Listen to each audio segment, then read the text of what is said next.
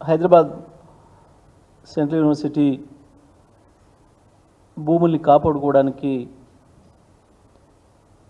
తాపత్రయపడుతున్న దాని కొరకు యూనివర్సిటీ భవిష్యత్తు కొరకు ఆందోళన పడుతున్న విద్యార్థులు ఏదైతే తమ ఆందోళనను వ్యక్తం చేస్తూ రాష్ట్ర ప్రభుత్వానికి కేంద్ర ప్రభుత్వానికి ప్రపంచానికి తెలియజేయడం కొరకు ఏదైతే పోరాటం చేస్తున్నారో ఈరోజు వాళ్ళపైన దుర్మార్గంగా ఈ రాష్ట్ర ప్రభుత్వం లాఠీచార్జ్ చేయడాన్ని బీఆర్ఎస్ పార్టీగా మేము తీవ్రంగా ఖండిస్తూ ఉన్నాం.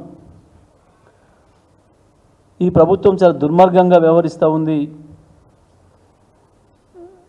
రాష్ట్ర ప్రజల్ని ముందుగా ప్రతిపక్ష పార్టీ కార్యకర్తలు బీఆర్ఎస్ పార్టీ కార్యకర్తలపైన, ఆ తర్వాత ప్రజల కోరికలను వ్యక్తీకరిస్తూ ప్రజల ఆలోచనలను ప్రతిబింబజేస్తున్న సోషల్ మీడియా వర్కర్లపైన, మీడియా ప్రతినిధులపైన, ఏ రైతుల భూములను లాక్కుంటుందో తిరుగుబాటు చేసిన రైతులపైన దుర్మార్గంగా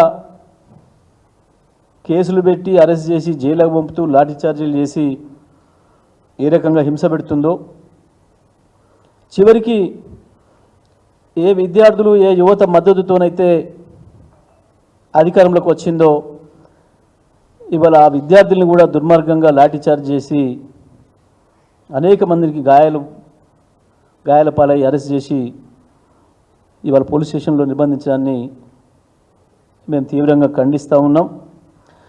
ఇందులో బాధాకరమైన విషయం ఏంటంటే వాస్తవానికి హైదరాబాద్ సెంట్రల్ యూనివర్సిటీ రావడమే 69 విద్యార్థుల పోరాట ఫలితంగా వచ్చింది. 1969 నాటికే తెలంగాణకు అన్యాయం జరుగుతుందని, ఉద్యోగాల్లో చదువుల్లో అన్నిట్లో నష్టం జరుగుతుందని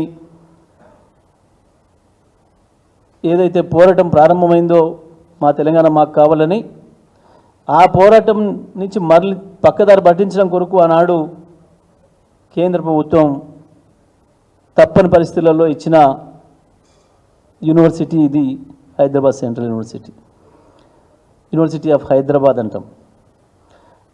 దురదృష్టం ఏంటంటే ఏ ఉద్యమ ఫలితంగా విద్యార్థి ఉద్యమ ఫలితంగా వాళ్ళు సాధించుకున్నారో ఇవాళ మళ్ళీ అదే యూనివర్సిటీని కాపాడుకోవడం కొరకు మరొకసారి ఆ విద్యార్థులు త్యాగాలకు పాల్పడాల్సిన పరిస్థితి వచ్చింది. లాఠీ చార్జీలకు గురై కేసుల పాలు కావాల్సిన పరిస్థితి వచ్చింది. ఇవాళ ఆనాడు అదే కాంగ్రెస్, ఈనాడు అదే కాంగ్రెస్. కాంగ్రెస్ అంటేనే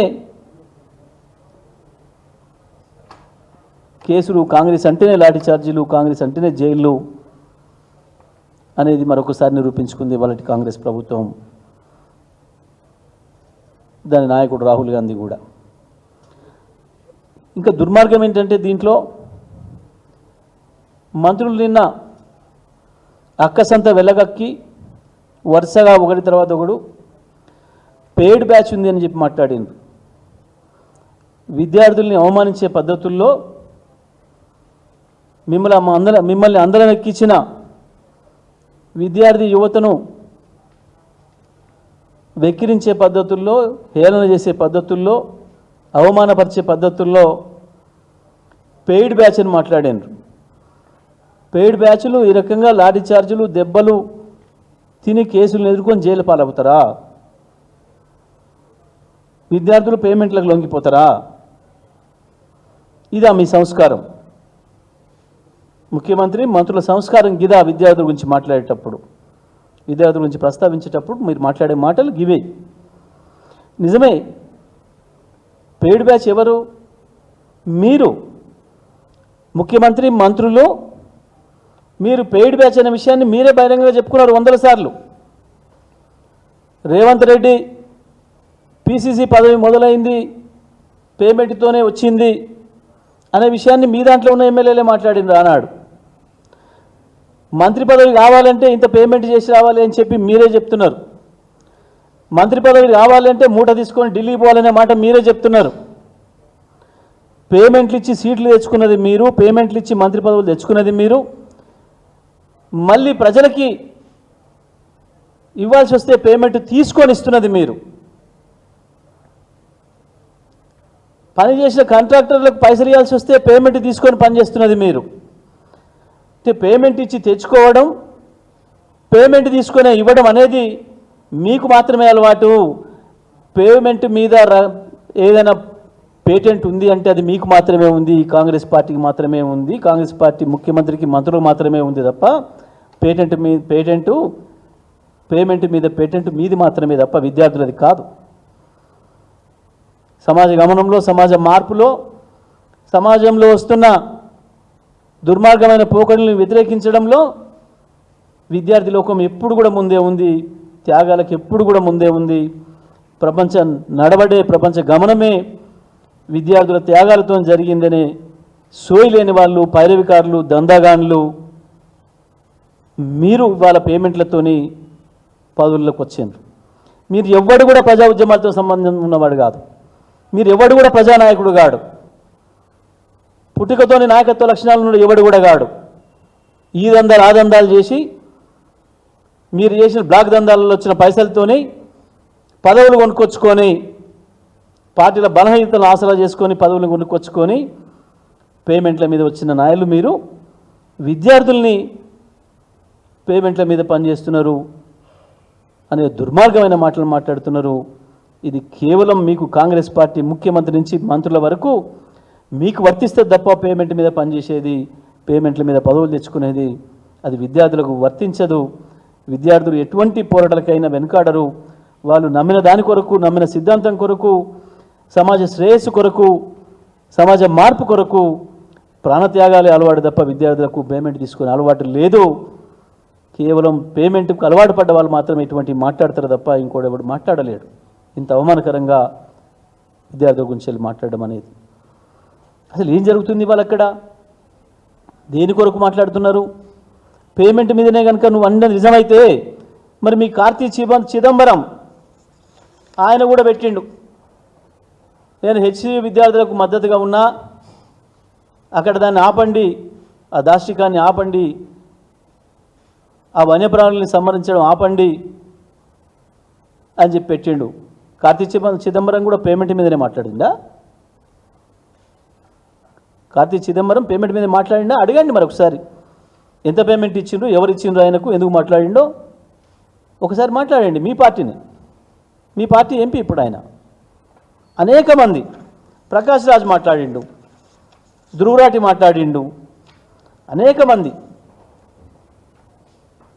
అక్కడ జరుగుతున్న దాష్టికం మీద మనుషులుగా, మానవజాతి మంచిని కోరుకునే వాళ్ళుగా అనేక మంది మాట్లాడుతున్నారు. వీళ్ళంతా పేమెంట్ల మీదనే మాట్లాడినరా? పేమెంట్తోనే తప్ప మీ బతుకులకి ఇంకో రకంగా పని చేయించుకునే శక్తి లేని వాళ్ళు కాబట్టి మీకు ఇట్లాంటి చిల్లర మాటలు వస్తాయి. పేమెంట్ల మీద మాట్లాడినరా? ఇదే రేవంత్ రెడ్డి ఇదే భూముల మీద కేసులు వేసినాడు. మా నాయకుడు చంద్రబాబు నాయుడు ఒక మంచి పని చేద్దామని భూములు ఇస్తే వీళ్ళంతా కుట్రతో కేసులు ఇస్తాడని మాట్లాడండి. ఆయన స్టేట్మెంటే ఇది, అధికార ప్రతినిధిగా 2012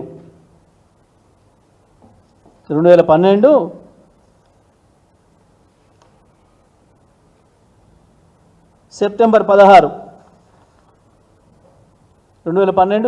16 నాడు వచ్చింది.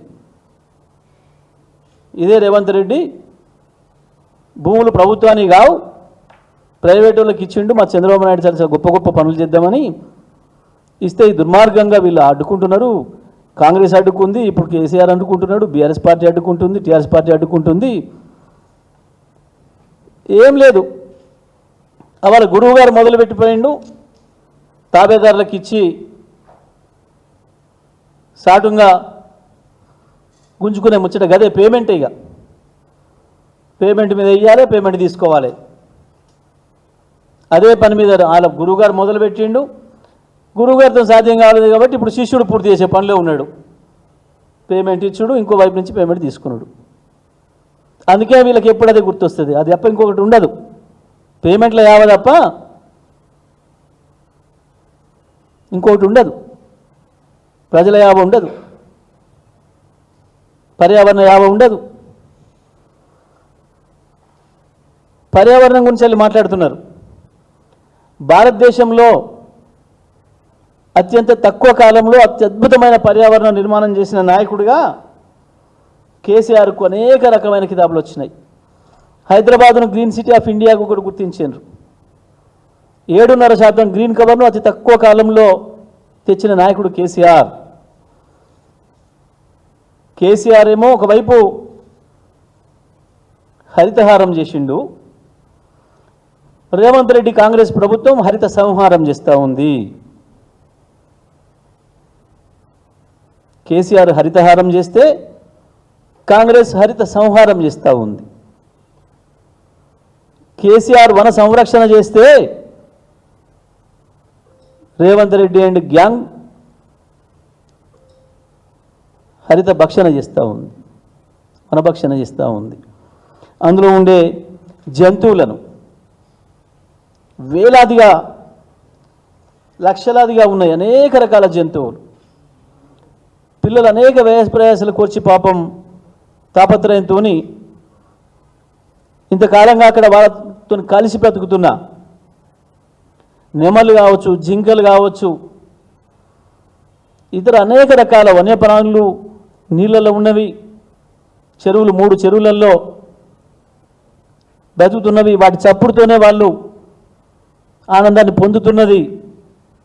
ఆ వాతావరణం పోతుంది, నాశనం అయిపోతున్నాయి. తమతో పాటు పెరిగిన మూగ జీవాలు వాళ్ళ కళ్ళ ముందే ప్రాణాలు కోల్పోతున్నాయన్న బాధతోని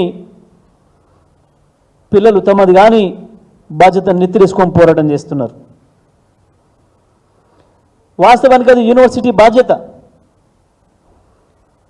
యూనివర్సిటీ కేంద్ర ప్రభుత్వ యూనివర్సిటీ. వాస్తవానికి బీజేపీకి చిత్తశుద్ధి ఉంటే యూనివర్సిటీ అధికారులతో మాట్లాడి 1 నిమిషం కూడా పోలీసులకు లోపలికి అనుమతి లేకుండా ఆపొచ్చు. మొత్తం ఉన్న జేసీబీలను తీసుకుపోయి లోపల పెట్టవచ్చు. కానీ ఇది బీజేపీ కాంగ్రెస్ కలిసి ఆడుతున్న నాటకం. బడేబాయి నా వైపు ఉన్నాడు అని చెప్పి నమ్మకంతో చోటేబాయి చేస్తున్న దుర్మార్గం ఇది. నిజంగా బీజేపీ రాష్ట్ర నాయకత్వానికి చిత్తశుద్ధి ఉంటే కిషన్ రెడ్డి, బండి సంజయ్లకు నిజంగా చిత్తశుద్ధి ఉంటే 1 నిమిషం పని ఏ రకంగా ఒక యూనివర్సిటీలోకి పోలీసులు అనుమతి లేకుండా పోతారు? యూనివర్సిటీ పిల్లలకు తండ్రిలాగా ఉండవలసిన వైస్ ఛాన్సలర్ తన పిల్లల మీద అటువంటి దుర్మార్గమైన దాష్టికం జరుగుతుంటే, దాడి జరుగుతుంటే ఏ రకంగా మౌనంగా ఉంటాడు? ఇద్దరు బీజేపీ కాంగ్రెస్ కలిసి ఆడుతున్న నాటకం. బీజేపీవి కేవలం మొసలి కన్నీళ్ళే. 1 నిమిషం పని ఏ రకంగా అనుమతించిండు, ఎట్లా అనుమతించిండు లోపలికి? లోపల లా అండ్ ఆర్డర్ సమస్య వస్తే అది వైస్ ఛాన్సలర్ చూసుకుంటాడు. వైస్ ఛాన్సలర్ కంప్లైంట్ చేస్తేనే లోపలికి అడుగు పెట్టాలి. లోపలికి పోయి పిల్లల్ని కొట్టి పిల్లల మీద దాడి చేసి తీసుకుపోయి పోలీస్ స్టేషన్లో కూర్చోబెట్టి కేసులు పెట్టే అవకాశం ఎక్కడిది రాష్ట్ర ప్రభుత్వానికి? మొన్ననే వారం కాలేదు ముఖ్యమంత్రి అసెంబ్లీలో ప్రకటించి డ్రోన్ కెమెరా కనుక ఎవరైనా వాడితే అనుమతి లేకుండా 500 జరిమానాతో వదిలిపెట్టవచ్చు అని చెప్పి. కానీ ఇవాళ 5గురు పిల్లల్ని డ్రోన్ కెమెరాలు ఉపయోగించి ఫోటోలు తీసిందని చెప్పి వాళ్ళ వందలాది జేసీబీలను ప్రజలకు చూపించే పద్ధతుల్లో వాడినారని చెప్పి 5గురు పిల్లల పైన కేసులు పెట్టి ఈ రకంగా జేసీబీలు అక్కడ ఉన్నాయి అని చెప్పి వన్యప్రాణుల మీదకి పోతున్నాయి. తెల్లనాక వందలాది వేలాది నెమళ్ళు, జాతీయ పక్షి నెమళ్ళు ఏడుస్తున్నాయి. అవి పిల్లలు మనుషులు ఆర్తనాదాలు లాగున్నాయి, పసిపిల్లలు ఆర్తనాదాలు లాగున్నాయి అని చెప్పి పిల్లలు ఆ విషయాన్ని ప్రపంచానికి తెలియజేయడం కొరకు డ్రోన్ కెమెరాలు వాడితే 5గురు పిల్లల్ని వాళ్ళు అరెస్ట్ చేశారు. వారం కాలే అసెంబ్లీలో మాట్లాడి ముఖ్యమంత్రి 500 ఫైన్తో వదిలిపెట్టవచ్చు అదని మాట్లాడి. అయినది వాళ్ళ ప్రిమిసెస్, యూనివర్సిటీ ప్రిమిసెస్ అది. దాంట్లో పోవడానికి నీకు హక్కు లేదు మొదలు. కానీ నువ్వు బీజేపీ సహాయంతో మాత్రమే ఇది చేయగలుగుతున్నావు. విద్యార్థి లోకమనికి అందరూ కూడా నేను విజ్ఞప్తి చేస్తూ ఉన్నా, ఈ బీజేపీ దొంగాటకం కూడా గమనించండి. వైస్ ఛాన్సలర్ అనుమతి లేకుండా లోపలికి పురుగు కూడా రావడానికి లేదు గేటు దాటి. ఇంత స్పష్టంగా కనబడుతుంది.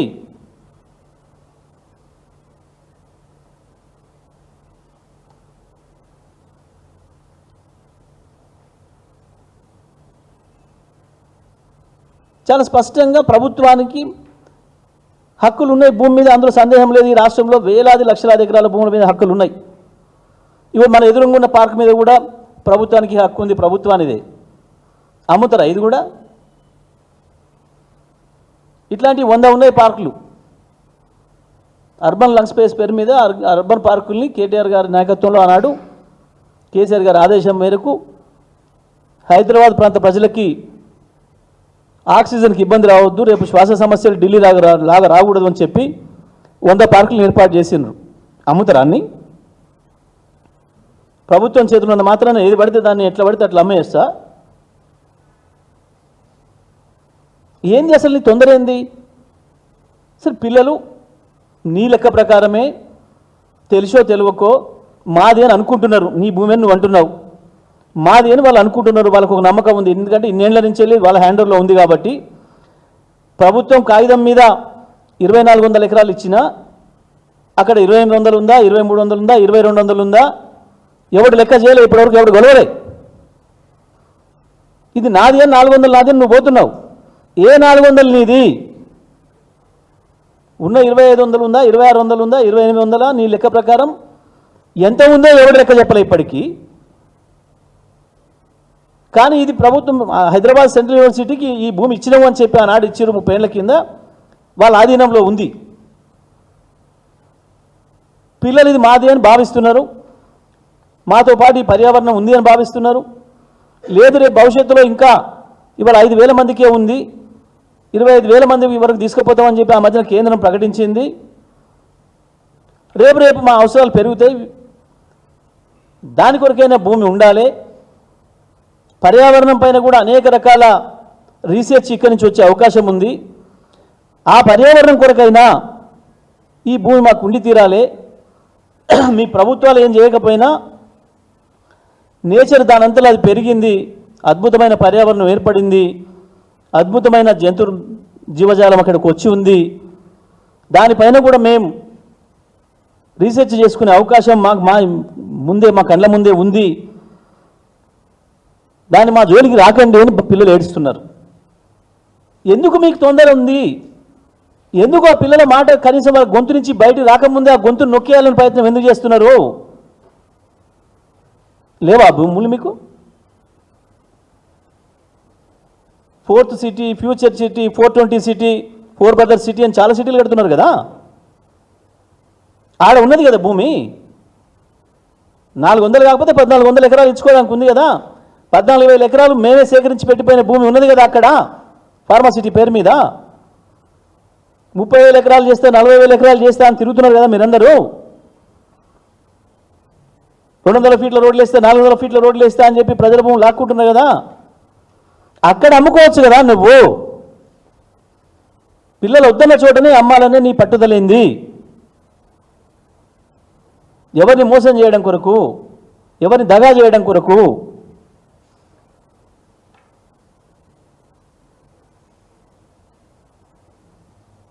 మీ గురువు గారిలాగా అద్భుతమైన సిటీ నిర్మాణం చేస్తే 4వ సిటీ చార్మినార్ నేరేగట్టి హైదరాబాద్ని డెవలప్ చేసిన నీ గురువేట చెప్పిండో చంద్రబాబు నాయుడు, నువ్వు కూడా అట్టనే చెప్తున్నావు కదా. 40,000 ఎకరాలతో అద్భుతమైన 4th సిటీ ఏర్పాటు చేస్తా అని చెప్పి. అక్కడ రాదు 400 ఎకరాలు. పిల్లలో తెలుసో తెలియకో అమాయకంగానో మాదేని అనుకుంటున్నారు కాసేపటికి. ఎందుకు మధ్యరాత్రులు పోవాలి? నీ భూమి నిజమే అయితే, నువ్వు సొంత దారివే అయితే, నువ్వు హక్కుదారివే అయితే ఎందుకు దొంగలాగా మధ్యరాత్రి పోయినావు? ఎవడైనా వాని ఇంట్లోకి వాడు బాజాప్తా పోతాడు. రాత్రిపూట దొంగతనంగా గోడెక్కి కిందకు పోవాలి? ఇప్పటికే హైకోర్టు అనేక సార్లు చివాట్లు పెట్టింది. మీకు ఏమైనా శని ఆదివారాలే కనబడతాయా పనిచేయడానికి? రాత్రిపూటనే మీరు పనిచేయాలనా? ఇంకొకసారి శని ఆదివారాలు ఇటువంటి కూలగొట్టే కార్యక్రమాలు చేయకండి అని చెప్పింది. నీ భూమికి నువ్వు యజమాని అనుకుంటున్నప్పుడు అభ్యంతరం పెట్టిన వాళ్ళని కూర్చోబెట్టి మాట్లాడి ఒప్పించి కదా పోవాలి. దీంట్లోనే అర్థమవుతుంది ప్రభుత్వం యొక్క దొంగతనం ఏందో, ప్రభుత్వం యొక్క మోసపూరిత వైఖరి ఏందో. పిల్లల్ని అణచివేయాలని, కొట్టాలని, లాఠీచార్జీలు చేసి కేసులు పెట్టి జైల్లో పెట్టి భయపెట్టించి భూమి ఆక్రమించాలని మీరు చేస్తున్న ప్రయత్నంలో ఇది ప్రజల కోణం లేదు, కేవలం చీకటి దందా ఉంది ఇందులో. ప్రభుత్వ పెద్దల యొక్క చీకటి ఒప్పందాల కొరకు మాత్రమే ఇది జరుగుతుంది. ప్రజల కొరికే అయితే ఎవరిని కొట్టే పని లేదు, ఎవరిని తిట్టే పని లేదు. వాళ్ళు కూడా ప్రజల్లో భాగమే, వాళ్ళు కూడా మన బిడ్డలే, మనం చదివించుకుంటున్న బిడ్డలే. నీ పిల్లల్ని నువ్వు ఎందుకు ఒప్పించలేకపోతున్నావు? ఏంది దుర్మార్గం? ఉంది అవతల వేలాది ఎకరాలు ఇవ్వదలుచుకుంటే ఎవరికైనా. ఇంకొక దొంగ మాట మాట్లాడుతున్నారు. ఆడ ఐటీ పార్కులు తెచ్చి వేలాది ఉద్యోగాలు కల్పిస్తాం. దీనికి మించిన లోఫర్ మాట ఇంకొకటి లేదు. ఎయిర్పోర్ట్కు దగ్గర ఉంది నీ ఫోర్త్ సిటీ, ఐటీ టవర్లు కట్టదలుచుకుంటే. ఎయిర్పోర్ట్ను అనుకునే నీ ఫోర్త్ సిటీ ప్రారంభమైంది. నీ గవర్నమెంట్ జాగా వేలాది ఎకరాలు ఉంది, ఆడగట్టు. అంతెందుకు, ఇవాళ అనేక ఐటీ పార్కుల్లో చాలా స్పేస్ ఉంది, చాలా ఖాళీ జాగా ఉంది. ఇంకా 10 లక్షల ఉద్యోగస్తులు తీసుకోగలిగినంత జాగా ఐటీ పార్కులలో ఉంది. ఇప్పుడు నువ్వు తెచ్చే ఉద్యోగాలు ఏందో గాడిప్పి ప్రపంచాన్ని మోసం చేయడానికి, ప్రజల్ని మోసం చేయడానికి, విద్యార్థులను యువతను పక్కదారి పట్టించడానికి ఆడుతున్న డ్రామా తప్ప ఇది ఇంకొకటి కాదు.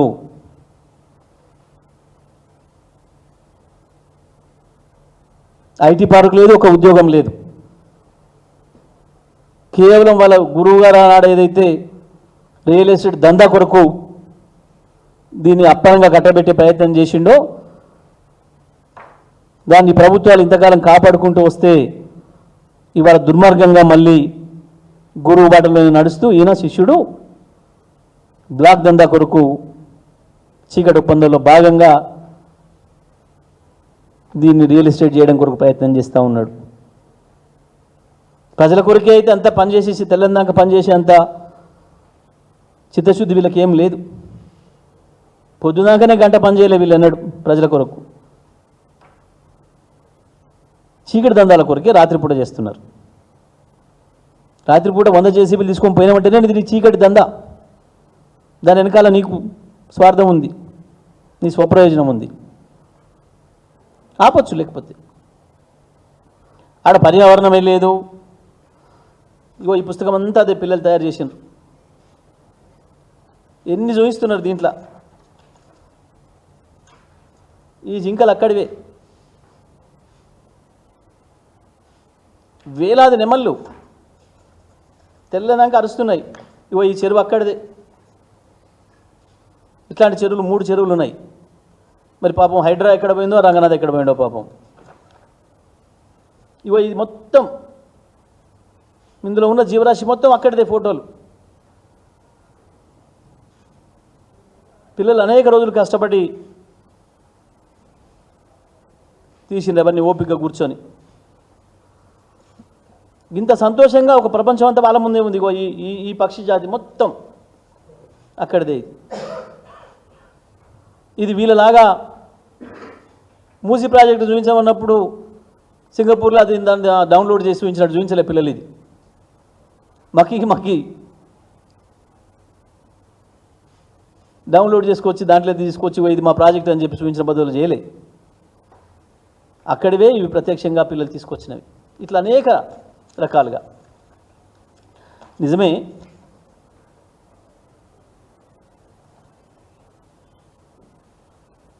సేవ్ హెచ్సియు బయోవర్సిటీ అని చెప్పి పిల్లలు పెట్టుకుంటే, ఒకరు పోస్ట్ చేస్తే ఒక్క పూటలో 4,83,000 మంది పిల్లలు ఓన్ చేసుకున్నారు, షేర్ చేసిండ్రు. వీఆర్ ఆల్ విత్ యూ అని. ఒక్క పూటలో ఈ 5 లక్షల మంది కూడా పేడ్ బ్యాచేనా? నీ కార్తీ చిదంబరంతో పాటు ఈ 5 లక్షల మంది కూడా పేడ్ బ్యాచేనా? ఇదా? ఏమిటికి అంత అగనం ఆత్రాత్ర పడి నిన్న అర్జెంటుగా మీటింగ్ పెట్టి మొత్తం మంత్రివర్గం విషయం కక్కింది బీఆర్ఎస్ పైన, కేటీఆర్ పైన. చాలా స్పష్టంగా చెప్పిండు కేటీఆర్ గారు.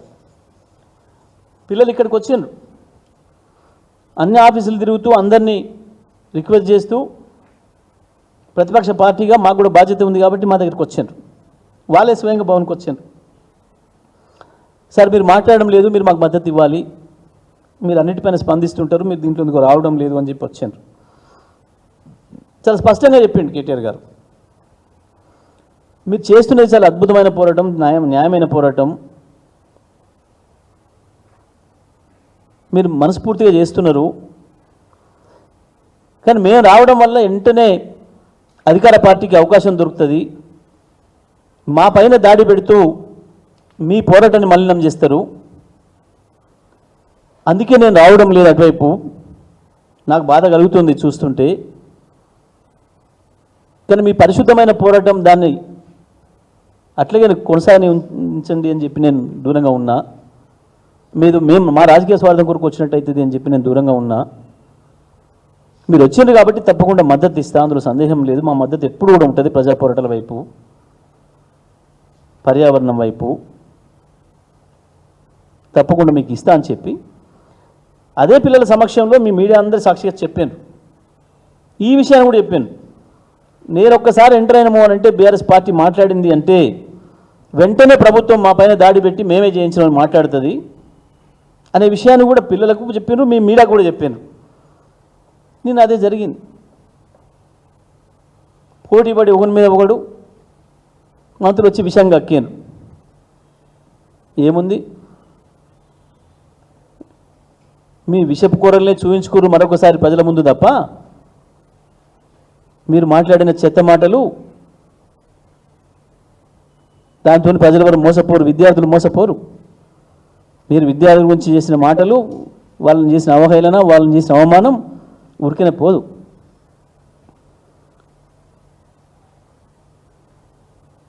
ఎందుకు రాహుల్ గాంధీకి వినపడతలేదా? ఇది కనబడతలేదా? ఎందుకు వస్తలేడు? ఎందుకు మాట్లాడాడు? ఎందుకంటే గదే రేవంత్ రెడ్డి రాత్రిపూట తెచ్చిచ్చే వాటి కొరకు. అంతకుమించి ఏం లేదు దీంట్లో రహస్యం.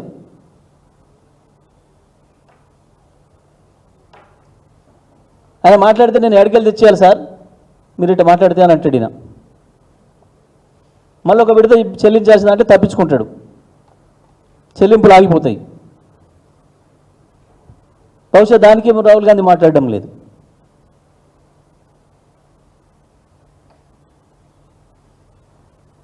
ఇప్పటికైనా ప్రభుత్వం బుద్ధి తెచ్చుకొని వెంటనే చేసిన తప్పును సరిచేసుకొని ఆ దుర్మార్గాన్ని ఆపాలి. అక్కడ జేసీబీలని వెంటనే బుల్డోజర్లను ఉపసంహరించుకోవాలి.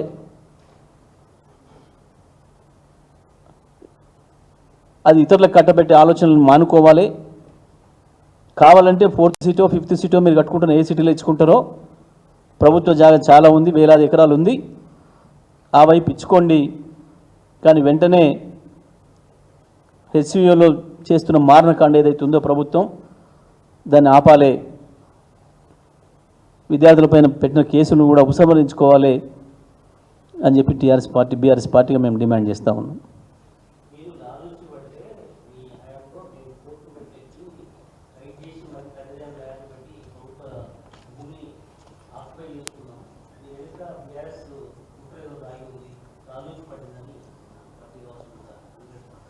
నేను అందుకే అంటున్న పేమెంట్ బ్యాచ్కి అంతకు మించిన గొప్ప ఆలోచనలు రావు, మాటలు రావు.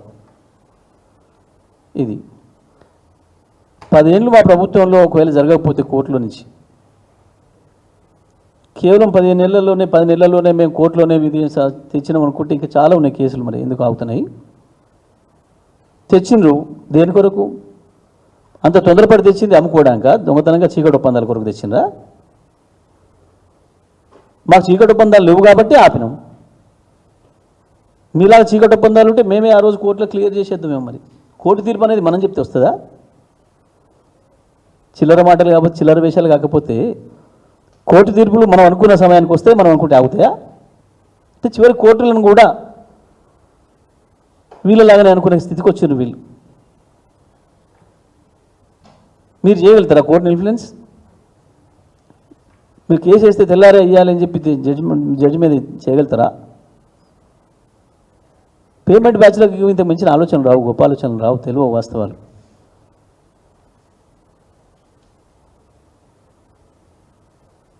మేము ఆపినాం కాబట్టి ఆగింది. అక్కడి నుంచి రోడ్డు వేయాల్సి వస్తే కూడా మేము వాళ్ళని అడిగినాం తప్ప మేము ఇలాగే బుల్డోజ్ చేసి వేయలే అన్నాడు. రోడ్ వేయలే, మేము ఆపేసినాం. వాళ్ళు వద్దన్నది ఆపేసినాం. యూనివర్సిటీని గౌరవించే కదా ఆపినాం మేము. ఏం చేసినారు అయినా ఇంతకు వీళ్ళు చేసిన గొప్ప పని? ఇప్పుడు రైతులకు రైతు బంధు వేయడానికి లోన్ తెచ్చినాము అని చెప్పి పేపర్లలో రాయించారు. రైతు బంధు లేదు. మొదట కేసీఆర్ గారు వేద్దామని చెప్పి సిద్ధపడి 1 ఎకరానికి వేయంగానే ఆనాడు ఆపిరు రైతు బంధు. మేము రాగానే రైతు భరోసా ఇస్తామని చెప్పి అయ్యాల 10,000 కోట్లు తిన్నారు. ఇవాళ మళ్ళీ రైతు బంధు పేరు చెప్పి ఈ భూములు తాకట్టు పెట్టి తీసుకొచ్చిన 10,000 కోట్లు మళ్ళీ తిన్నారు. ఏంది? 10% కమిషన్ తోరి పేమెంట్లు ఇచ్చేసి కాంట్రాక్టర్లకు మళ్ళీ 1000 కోట్లు తినేసిన. ఇది కమిషన్ల కొరకు కక్కుర్తి పడి ఈ రకంగా ఒకవైపు రైతుల జీవితాలతో చెలగాటమాడుతున్నారు, మరొకవైపు విద్యార్థుల జీవితాలతో చెలగాటమాడుతున్నారు. చాలా స్పష్టంగా రాయించారు మీ పేపర్లలో, టీవీలలో చాలా వాటిలో వచ్చింది. రైతు బంధు చేయడం కొరకే చాలా తాపత్రయపడుతున్నాడు రేవంత్ రెడ్డి, బట్టి విక్రమార్క. రాత్రులు తిరుగుతున్నారు, ఇంటింటి తిరిగి సంస్థలు పట్టుకొని తిరుగుతున్నారు. ఏడ దొరికితే ఆడ తెచ్చి రైతులకు ఇద్దాం అనుకుంటున్నారు, రైతుల జేబులు నింపుదాం అనుకుంటున్నారు, రాయించుకున్నారు. ఏది మరి తెచ్చిన 10,000 కోట్లు దీని పేరు మీద ఏ రైతుకి ఇచ్చారు? కమిషన్ల కొరకు కాంట్రాక్టులకు ఇచ్చుకున్నారు, అంత మించి ఏం లేదు.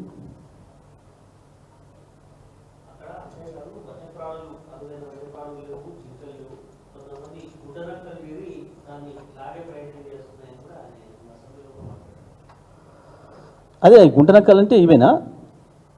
కార్తీక చిదంబరం, ధ్రువరాటి, ఆయన పెరిగింది సినిమా యాక్టర్ ప్రకాష్ రాజు, వీళ్ళేనా? ఎవరైనా దృష్టిలో గుంటనక్కలు? అయితే మాత్రం గుంటనక్క అయితే అది కాదా? అది జీవి కాదా? సరే, దాని లక్షణాలు నీకుంటూ ఉండొచ్చు, అది వేరే విషయం. అయినంత మాత్రం నీకుండే విషయం దానికి ఉండదు కదా.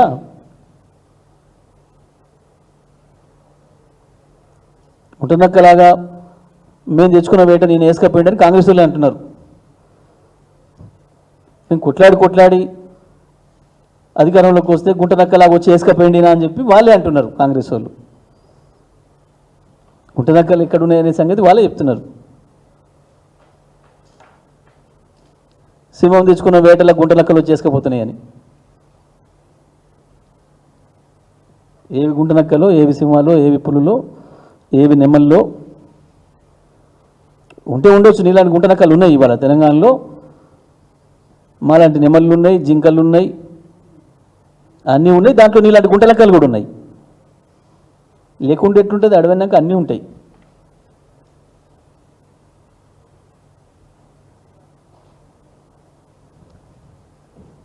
Okay, right, thank you.